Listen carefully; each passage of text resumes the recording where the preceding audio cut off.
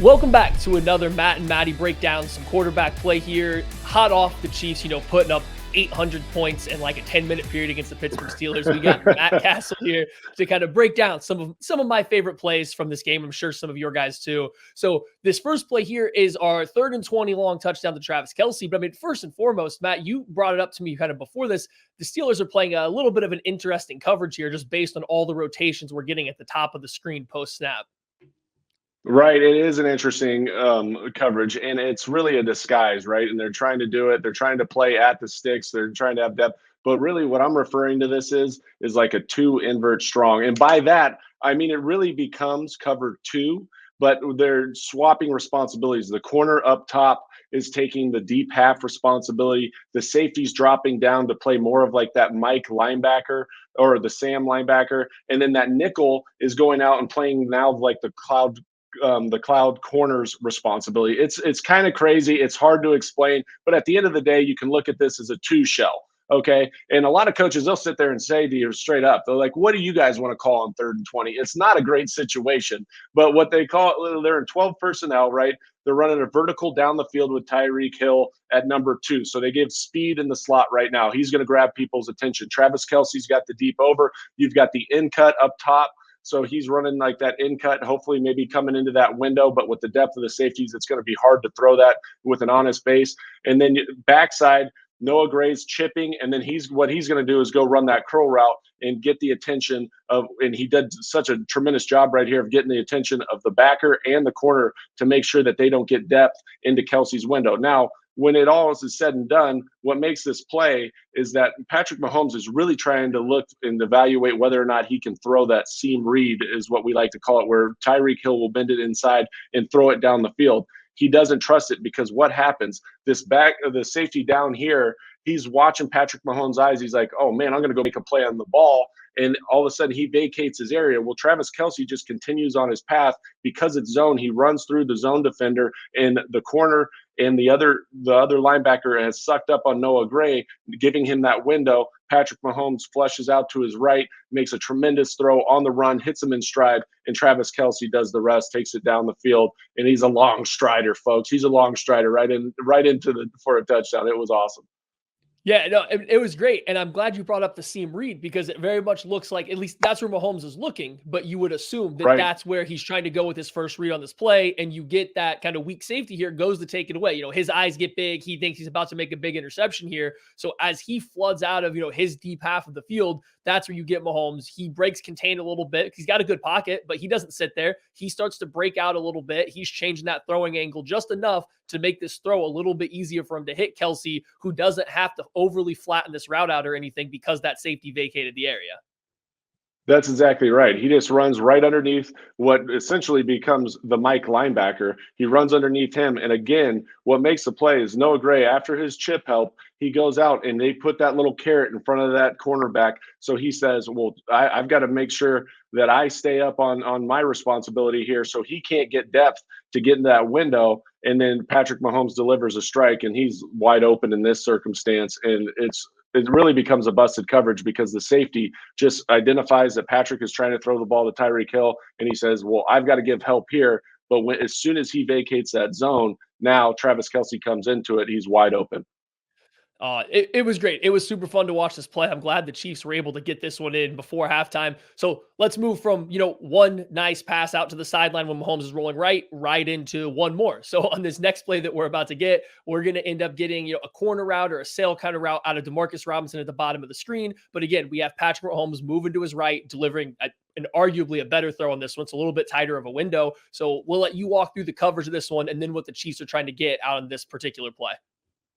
Okay, well, what we call this coverage is 2-man. What it is essentially is a form of 2 high shell, right? You've got 2 safeties back deep that are going to give help to anything vertical, but they're playing a man concept underneath. Now, what's interesting about this particular coverage is when they're playing this type of technique, it's called a trail and undercut technique. So that defender, when they're playing that man coverage, is going to get into a trail technique and try to undercut any route. It makes it usually very difficult for any quarterback because they're trying to tighten the window, play man, not give you any easy throws. And I love the concept that they're running. Right up top, you've got you've got Travis Kelce, and I believe it's Pringle are running a mesh route.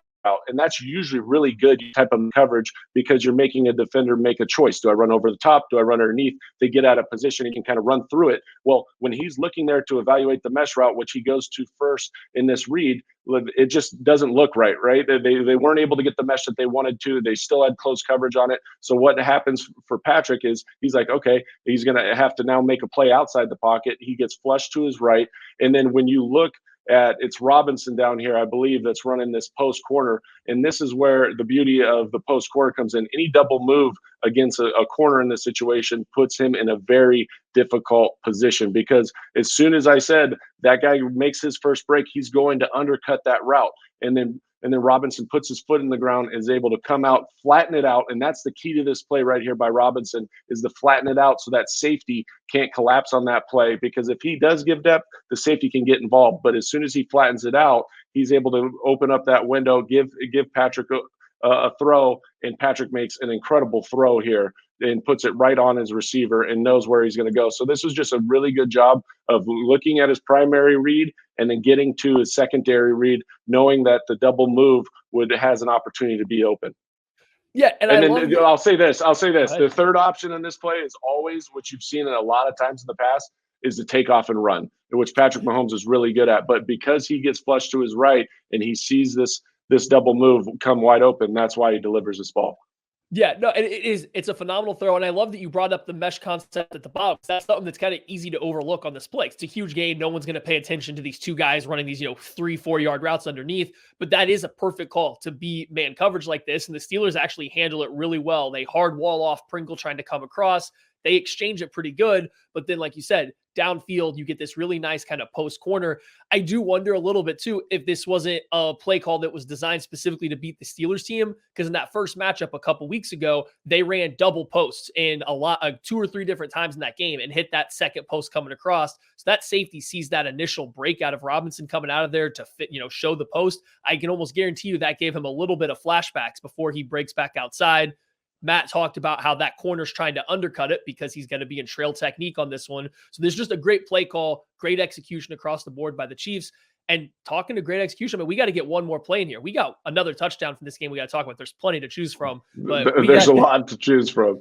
We got to get down into the red zone. As we run this one out, here we go. We're coming up on it. We got the Byron Pringle touchdown here off this sluggo, the slant and go coming out of here. And first and foremost, Matt, you said at the beginning of this when you were talking to me, it looks like the Steelers are trying to, call it kind of two brackets. Oh, and the 2 and 3 receiver, the strong side. So they're trying to bracket Tyreek Hill and Travis Kelce here. And that leaves everybody else in man coverage across the board. Kind of explain what's going on here for the defense and how they're getting into that look. Right. And so what we refer to as 7 or bracket coverage. And when you get a bracket coverage, that 2 of your receivers or skill position players are going to be doubled, right? And you can see it right here at the snap. The weak safety turns his attention to Travis Kelce. So they've got a double on Travis Kelce. They also, you can tell by the technique of the nickel up top on number 2 on Tyreek Hill, he's got outside leverage. He's trying to funnel in to the strong safety help. So you've got doubles on Kelce, you got doubles on Tyreek Hill. And now everybody else on the field, this if you're dealing with a lot of bracket coverage, which this team does deal with a lot of bracket coverage in the red zone, that everybody else is one-on-one. So you pick your best matchup in that case, because a lot of times the bracket coverage will take away your 2 primary receivers, which obviously are Tyreek Hill and Travis Kelce in this case. But he does a tremendous job of recognizing it. He sees the weak safety push over to Kelce at the snap, and he says, okay, great. I got Pringle down here one-on-one on the sluggo. He does a great job with the pump fake because the corners he's looking in at him. He's that type of corner where he's going to look in, see the pump fake, gets him to stop his feet, and Pringle's able to run right by him, delivers a strike, touchdown. Everybody's feeling good. Chiefs Kingdom's fired up. And I love that you talked about how all the other guys are in kind of one-on-one matchups. Because, Byron Pringle wins on this route. It's a great route. We love the pump fake and how it all worked out. But you can see at the top of the screen, we got Jerick McKinnon running out in this little kind of swing route. And because the linebacker that's responsible for covering him, one-on-one with no help, has to work through Travis Kelce and through all this other traffic. I mean, you see McKinnon comes wide open too. So if you don't like your matchup for whatever reason down here, I don't know if the Chiefs would probably have a different tag if they were getting, more off coverage or press coverage or whatever it may be. Like this matchup, he can just work to McKinnon at the top of the screen, correct? Right. And it's a great play design as well. I love the motion by the halfback, because who has responsibility on him? He's one-on-one with the will linebacker. And that will linebacker, usually when you're stationary to the weak side of the formation, he's thinking, okay, well, he's probably not going to run to the strong side of formation. But they do a short motion right before they snap the ball. Well, they can't communicate in time. And he's got to run through all the traffic, Travis Kelce, the Mike linebacker, everybody else, to get out and try to catch up to Jerick McKinnon out there. And instead, you could always throw that ball, because you can see him look at him. He's panicking. He's going, oh, gosh, I can't get out there. He panics, tries to get out there late. But if you hit him on the run too, he's probably going to walk in for a touchdown as well. But again, it's all about evaluating the defense. He knew where he wanted to go. He did it with confidence. He did the pump fake, was able to freeze that corner and throw the ball over the top. It was just great execution. It was. And this was great. I mean, Chiefs Kingdom did. Like you said, they rejoiced. We were all happy. This started, this is kicking off right in the middle of this big offensive explosion. An offensive explosion the Chiefs are going to need this upcoming week against the Buffalo Bills, who also put up a lot of points. So let's head over to the whiteboard and see what the Chiefs might be able to do against this Buffalo Bills defense next. All right, so now we're going to move on from looking back at that wild card matchup with the Steelers, and now we're going to look forward to the rematch with the Buffalo Bills. And one of the big coverages I see the Buffalo Bills play a lot, especially since they've lost Tre'Davious White, is they're going to play a lot of cover 6 or quarter, half coverage. And so first, I'm going to let Matt kind of explain what it is, and I'll kind of draw up some markings on here, because it's a form of quarters coverage, but you're playing essentially 2 types of coverage, the front side and the back side. So we'll let Matt explain it for everybody. Then we'll talk about some ways that the Chiefs could go about attacking it. Right. Cover 6 is what a lot of people call it, or universally known as quarter, half. And it's a mixed form of a coverage, right? You've got quarters, which is cover 4 to the front side, the strong side of the formation here, that 3-by-1 set where the 3 receivers are. And on the back side, they've got a cloud corner with a safety help over the top. So it plays more like cover 2. So when you do 4 plus 2, it equals cover 6. It makes sense. Okay, we've got cover 6. Yeah, and so it's a pretty common coverage. The Chiefs have actually seen it quite a bit this year as teams are looking to take away a lot of their stuff. It's a common thing for NFL teams to run against trips receiver sets. So the first thing we're going to look at here is just kind of what are your favorite ways to go about attacking this quarters coverage here, this cover 6 coverage, and we'll let you walk through it, and then we'll talk about why it's going to beat this coverage that the Chiefs might see this weekend. Right. A great 3-by-1 play that almost every single offense, I would say every single offense, has in their arsenal is the sail concept. And by that, I mean the outside guy, your Z right there, he's going to blow the top off the coverage and run the post. Okay. So he's going to run the post. The F is going to go up, get the attention of that nickel back right there, and he's going to run an out route about 5 yards. Boom, run the 5-yard out route. Or he can go right now to the flat. Either way, you want to get him to the flat right now, because he's going to take the attention of that nickel back, and that nickel's responsibility is to reroute him and then rally to the flat right there. The Y, he's going to get into the teeth of the defense. He's going to vertically stem, go up to about 14 yards or so, and then flatten that thing out and go on a sail concept. He can flatten it out, or he can keep it a little bit high. Now, this is the important part of this conceptually on the front side. This is a cover 4 beater, right? If you're evaluating what that strong safety does, because you're putting him in a very difficult position. If he gets depth, right, that's where that Y comes underneath him, and he's usually the primary guy. But as soon as that strong safety collapses on that Y and tries to get involved in that sail route, what happens is that